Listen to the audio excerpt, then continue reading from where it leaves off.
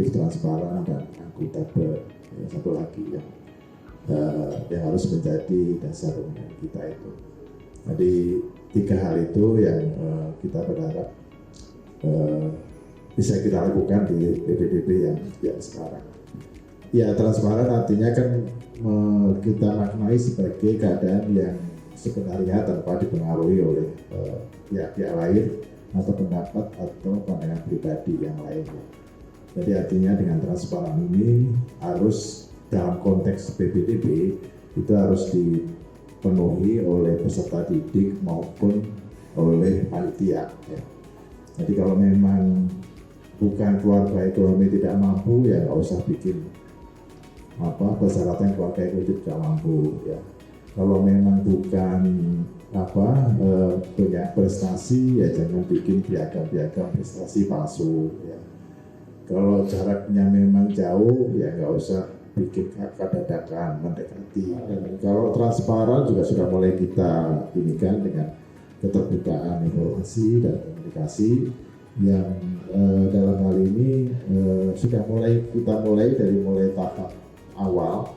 Ya, kita transparan sudah memberikan sosialisasi mulai dari jauh-jauh sebelumnya, kemudian melalui mekanisme yang bertahap, ya, mulai dari pemangku kepentingan di dinas pendidikan, kemudian mulai pejabat dinas, ya, kemudian juga sampai ke wilayah-wilayah pelosok, dan yang paling utama informasi dan komunikasi ini harus kita sampaikan kepada para peserta didik SMP dan MTS. Ya.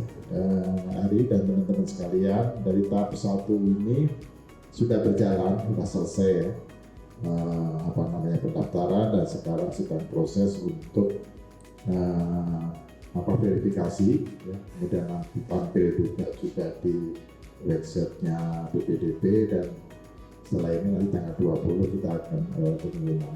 Secara jumlah pendaftar yang daftar itu, kalau saya secara seluruh provinsi Jawa Barat itu ada 315.000 mulai mendaftar. Sementara daya tampung kita totalnya dengan zonasi, ya, kita bicara kuota yang negeri itu ada 302. Terus bagaimana yang daftar tahap 2 itu nanti ya ke depan perkiraannya mau lebih besar atau enggak? Kalau logikanya sih lebih sedikit, karena sebagian yang sudah masuk, 50% sudah masuk ke jalur ini, dan kalau sudah jalur zonasi itu masyarakatnya sudah lebih tahu bahwa saya nggak akan masuk.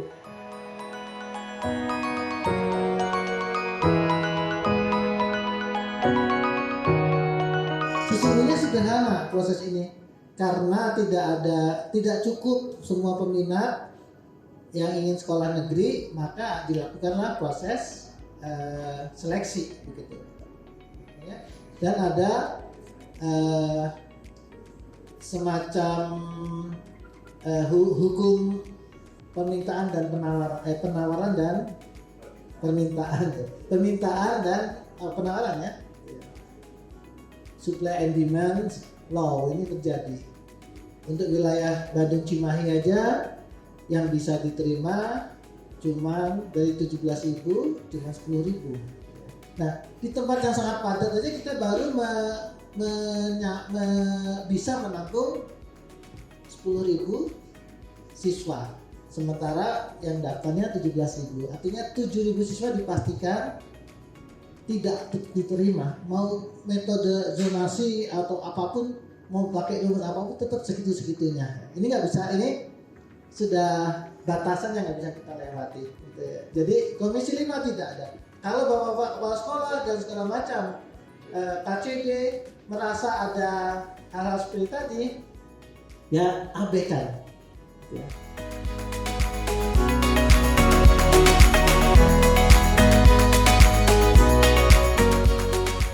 PPDB dibuat pasti akan banyak muncul masalah. Jadi seingat saya ya, maaf kalau nggak salah, zonasi itu adalah awalnya dari rayonisasi Kota Bandung tahun 2014. rayonisasi dan dianggap berhasil. Padahal kalau menurut saya faktanya di lapangan saat itu kebetulan saya mengikuti secara mengikuti persis perkembangan itu, tidak dianggap, kalau menurut saya belum waktunya atau dianggap belum berhasil rayonisasi itu, tetapi diadopsi oleh pemerintah pusat menjadi zonasi. Dan transisi itu terjadi sampai 2017 waktu transisi pengelolaan Dinas Pendidikan untuk SMA dan SMK itu dikelola oleh Provinsi Jawa Barat. Tadi ya, rayonisasi itu awalnya dari Kota Bandung yang diadopsi namanya menjadi zonasi dengan harapan hilangnya yang namanya sekolah-sekolah favorit. Tapi faktanya sampai saat ini saya melihat dengan adanya zonasi itu tidak bisa untuk menghilangkan yang namanya asumsi masyarakat sekolah favorit. Ini mungkin dilihat dari